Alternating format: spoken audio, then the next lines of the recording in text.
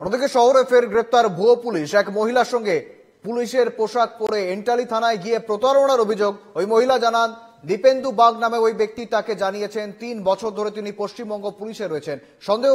সন্দেহ হওয়ায় জিজ্ঞাসাবাদে ধরা পড়ে যান ওই ব্যক্তি। ধৃতের বিরুদ্ধে প্রয়োজনীয় আইনি ব্যবস্থা গ্রহণ করা হচ্ছে বলে জানানো হয়েছে এন্টালি থানার তরফে।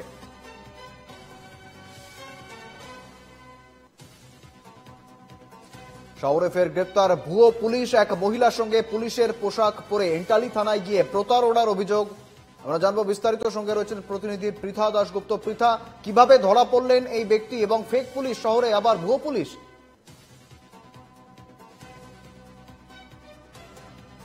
প্রতারণা নয়, একাধিক ব্যক্তির থেকে প্রতারণার অভিযোগ উঠছে এবং এন্টালি থানার অন্তর্গত এই যে ব্যক্তি, সেই ব্যক্তিকে কিন্তু ইতিমধ্যেই গ্রেফতার করা হয়েছে এবং এক মহিলার অভিযোগের পরিপ্রেক্ষিতে তাকে গ্রেফতার করা হয়েছে এবং জানা গেছে যে শেষ ৩ বছর, অর্থাৎ একদিন নয়, দুদিন নয়, ১ মাস নয়, ২ মাস নয়, শেষ ৩ বছর ধরে সে ভুয়ো পুলিশ সেজে বিভিন্ন জায়গায় ঘুরে বেড়াতো এবং বিভিন্ন সময় বিভিন্ন টোপ দিয়ে বেড়াতো বিভিন্ন ক্ষেত্রে। ফলত এর জাল কতদূর, কার কার সাথে প্রতারণা করেছেন এই ব্যক্তি, এই সমস্ত বিষয়ে জানা রয়েছে।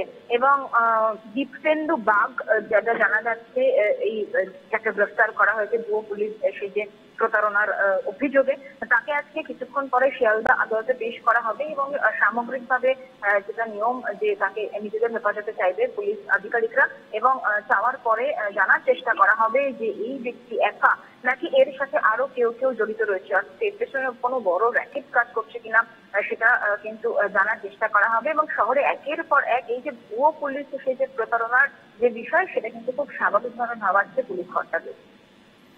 একেবারে পৃথা, ধন্যবাদ।